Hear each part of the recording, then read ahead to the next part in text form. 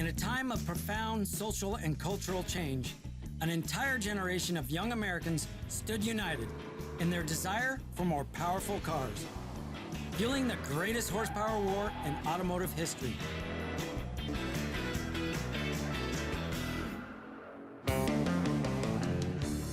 Screeching rubber through turns, roaring down back streets and country lanes, with fun-loving drivers and their wild and powerful dream machines. Just about anyone could afford to fly down the road in a boldly styled, attention-grabbing American icon, the muscle car.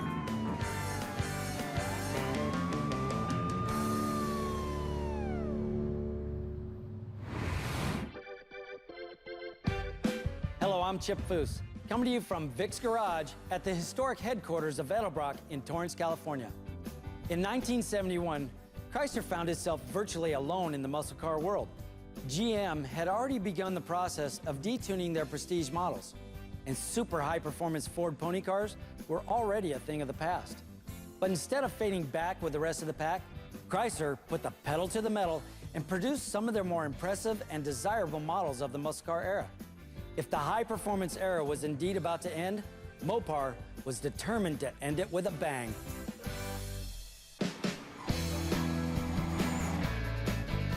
Chrysler had struck gold in 1970 with the debut of their new nimble E-bodies, the Dodge Challenger and Plymouth Cuda. Although they drained sales from mid-sized muscle cars, they were intended to compete as pony cars against Mustangs and Camaros. The E-body Mopars are at the top of the muscle car ranking. They're at the top of what I'd call the food chain. They offered the 446 packs, after the 440s, the 383s, and of course the monster Hemi cars. So the options were incredible. The best and the most desirable are at the end of the so-called muscle car reign. They got a great deal of performance out of their motors. These cars were a little lighter, a little faster, and very cool. I really liked seeing them on the street, and I particularly liked the latest generation of the Barracuda. 1971 saw a host of small changes to the Plymouth Cuda. Styling tweaks included a new grille with 4 headlights, updated taillights, and fender gills. This rare in-violet coupe, an excellent example of Mopar's eye-catching color schemes, is powered by the 446 pack under the optional shaker hood with mounted tack. Inside the car are bucket seats and a Hurst pistol grip 4-speed shifter. Of the nearly 20,000 Cudas sold in 1971, just 115 of them came equipped with the 446 pack's angry cousin, the Hemi. Expensive for its day, at $883 over the base price, customers could roll out of the dealership with one of the most renowned American power plants of all time. None of its luster has diminished since. Once the 426 Hemi got a good handful of revs on the tack, look out, it was just a bloody rocket. Right up to red line, that engine pulled just like a big locomotive with no governor. It flew. But it was a race engine that just happened to be in a street car. Why do you think so few Hemi-powered cars were sold then and exist now? Because they just weren't really ever intended to run on the street. Everybody bought 440s back then because that's what ran on the street. So it turned out to be a rare and scarce car. Today, these rare 71 Hemi Cudas are very desirable. This example in Tor Red from the Wellborn Muscle Car Museum features the shaker hood and optional vinyl side decals. Coming up, a controversial styling change for the B-body Mopar muscle car. The 71 Roadrunner looked like a landlocked tuna with its chin kicked in. It had that steep indentation in the front bumper.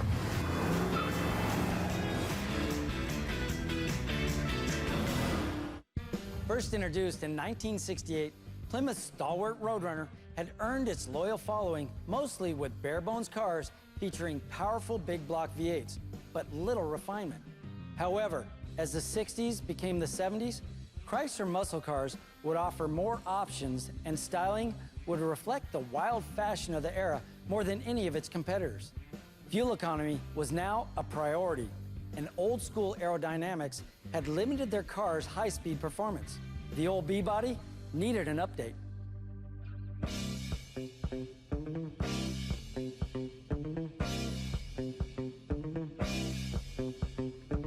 At the time, Chrysler had a concept called the three-box design, which was the engine compartment, the passenger compartment, and the trunk. They called it fill the cube philosophy, which was for each car body style, you would take the maximum overall length, and then you took the highest dimension that you could use and the widest dimension. And the marketing wanted us to design cars that would literally fill that cube, which tended to give you a real angular, square, boxy design. What would become Plymouth's new 71 Roadrunner was wider, and its fuselage shape under development looked somewhat like a sleek jet airplane.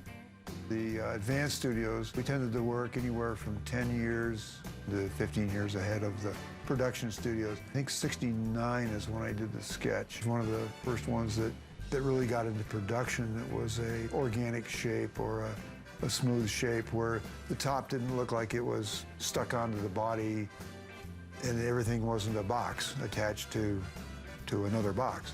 Became the 71 Roadrunner and the GTX. It was significant because it was the first time we'd done a unique body for the Roadrunner. Collectors and historians often point to the most rare or best appointed cars as the ideal examples of a model's design.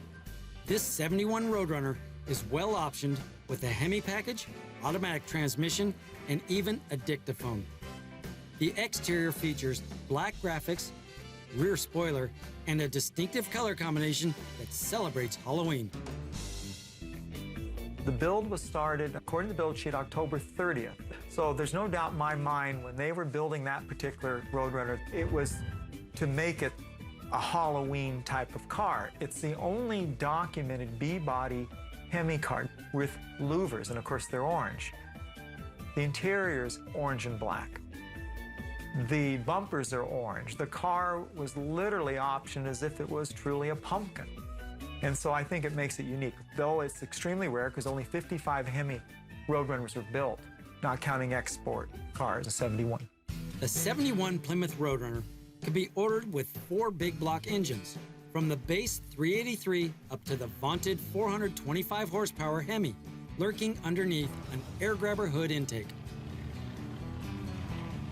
It was a fast car with the right engine. And you couldn't argue with the performance. You really couldn't. With a Hemi under the hood, that car could hustle down the road with the best.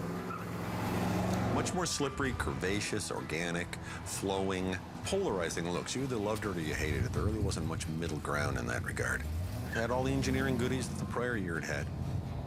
But it looked different, radically different than the year before. Frankly, they were not that well received.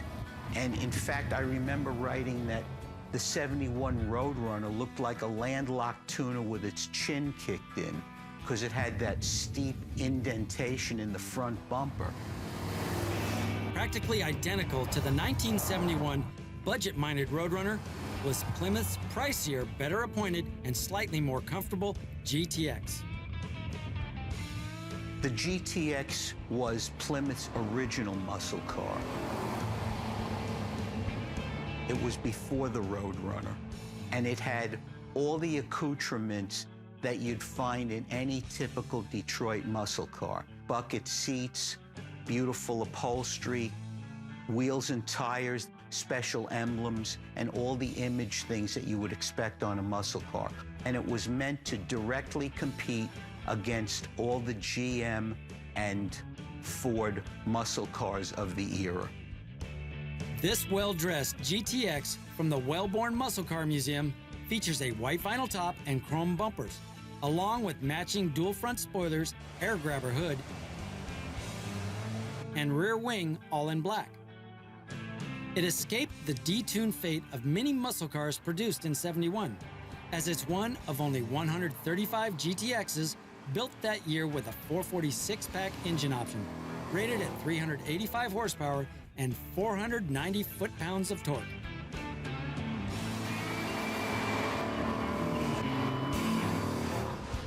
Coming up, a muscle car's first impression that lasts a lifetime. The first time I saw a 71 Roadrunner, we were all like, oh my, look at this thing, it's so awesome. He hits the air grabber switch, and the thing on the hood pops open.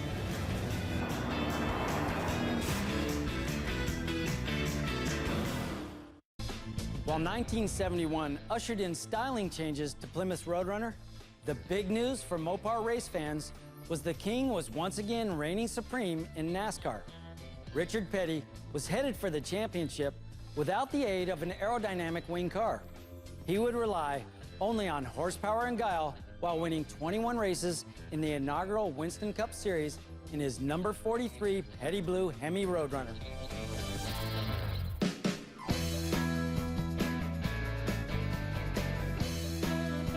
Car itself has a lot of unique features, a lot of provenance, so to speak. There was a gathering at the White House in 1971 that Richard Nixon and all the other great racers of all different motorsports were there. And there's photographs of this car with Richard Petty, all the racers, and so this is also known as the White House car. And another unique feature is this car is also known as the $1 millionth purse. Richard was the first racer in any motorsports to win $1 million.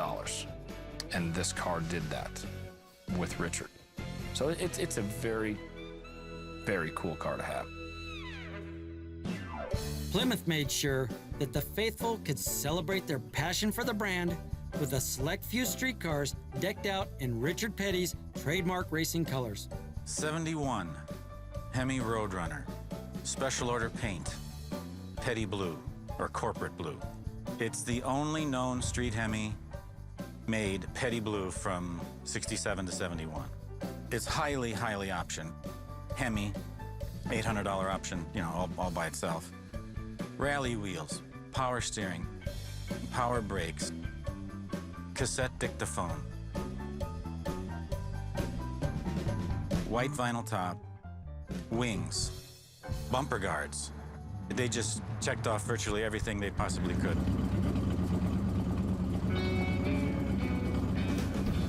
The rumor was that it was made for Petty, so I bought the car, I trailered it down to North Carolina. I scheduled this meeting with Richard Petty. I pull up, I pull the car in.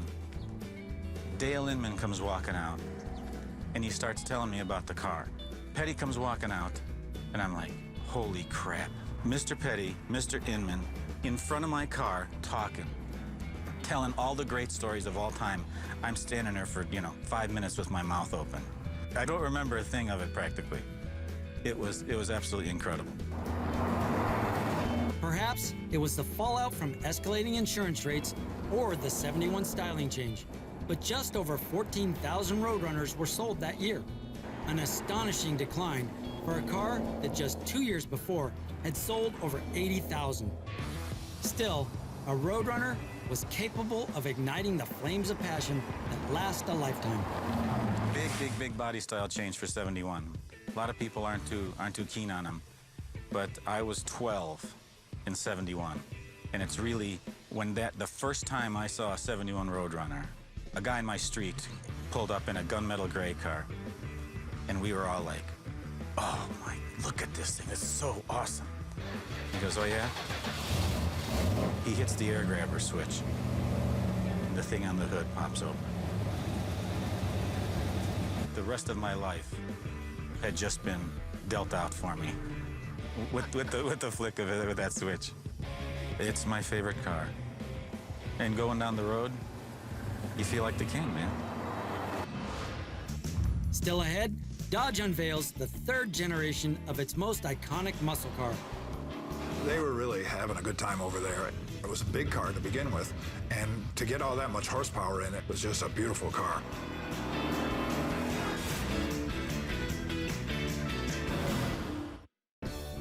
Chrysler's run of performance and styling upgrades in 1971, of course, extended into the signature Dodge of the muscle car era, the Charger. It had a long tradition of tire shredding power, but in this new era of stylish muscle cars, it was due for its second serious makeover. The result is one of the more iconic car shapes of the period, along with the same heart-stopping performance that had become Mopars' stock in trade. In 1971, the Charger entered its third generation, and as such was redesigned from the ground up. Most distinctive were the new split grille and more rounded body shape, mounted atop a chassis whose wheelbase had been shortened by 2 inches.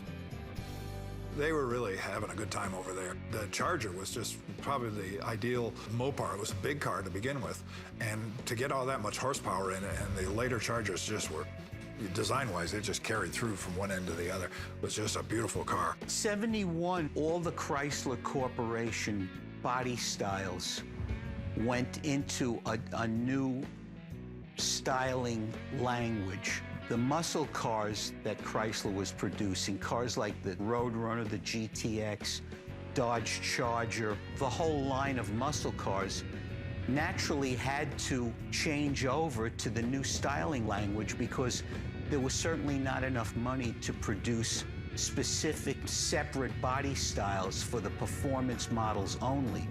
As always, with redesigns, there were people that preferred the older model, and the restyled Charger continues to divide the muscle car world to this day. Racing has everything to do with what comes out of Detroit. You know, I mean, it's more aerodynamic, of course, than a barn door, you know, than a square box. So it's what they came up with. Lower, squatter, wider. It does take a while to get used to it if you were really, really into the old stuff. It's a funny body style because I've actually seen the ones that don't look so good in certain color combos, and like no vinyl top or this vinyl top or the wrong color vinyl top, the wrong color. I've seen 71 Plymouths and 71 Dodges where I just like go, oh, geez, I see what they're saying, you know?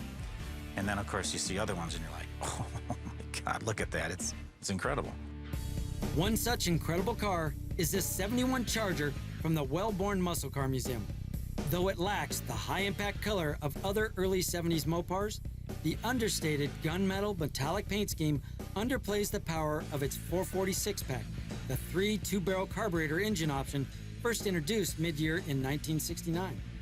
Dodge slightly detuned this package in 71 from 390 down to a still very potent 385 horsepower and a stump-pulling 490 foot-pounds of torque. 440 was a real serious engine for performance. In both multiple carburation and single carburation applications, the 440 revved very quickly. If you were to be in a race with, say, a 426 Hemi with a 440, all things being equal, off the line, the 440 would probably take the first couple of 100 feet on a Hemi. The hood sports the optional Ram Charger scoop, making its debut on the Charger. The scoop could be operated by the driver with a vacuum switch under the dash, but external factors kept total production of high-performance Chargers to a fairly low number. The insurance played a huge factor as well as not seeing a lot of total production. And in fact, in 1971, the Chargers that I collect, there were only 63 Charger RTs built with the 426 Hemi, and only about 170 plus with a 446 pack. So that tells you how rare these cars are from that period. The Charger was also doing its part to help maintain Chrysler's drag strip supremacy. So this 71 Hemi Charger that I have is the first Hemi Charger of 1971. It's a very unique piece. It was built on the assembly line, not as a factory race car, but as a production car. And then it was handed to a race team called the Rod Shop, and they were a Dodge race team.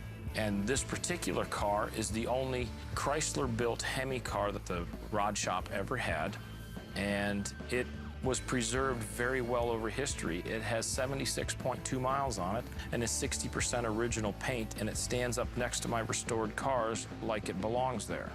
It's just a great piece of history. The magazines have called this the best surviving superstocker of the day. The VIN number says that it's a Hemi car, and it's fender tag, it's a 4-speed car. It's got what we call a rat roaster intake on it, which I guess was legal for Superstock at the time. You know, just a lot of engine modifications, but still all in that gray area legal rules.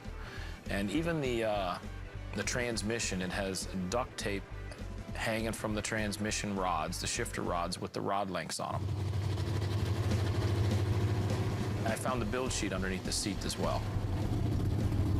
You stick your head inside this car and you can smell old car. You don't get that on a restored car, you have old car. But yet it stands up next to all the other shiny cars sitting around it, so I'm very proud to have it.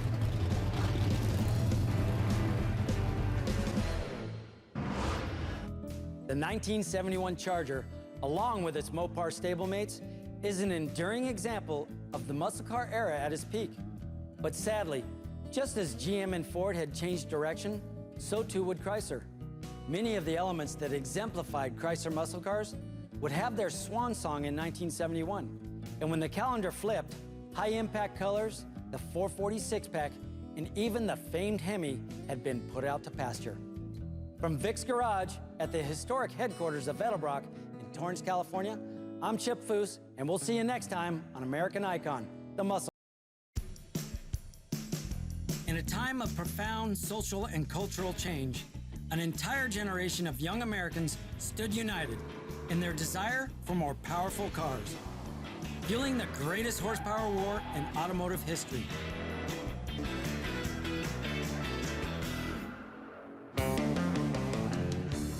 Screeching rubber through turns, roaring down back streets and country lanes, with fun-loving drivers and their wild and powerful dream machines.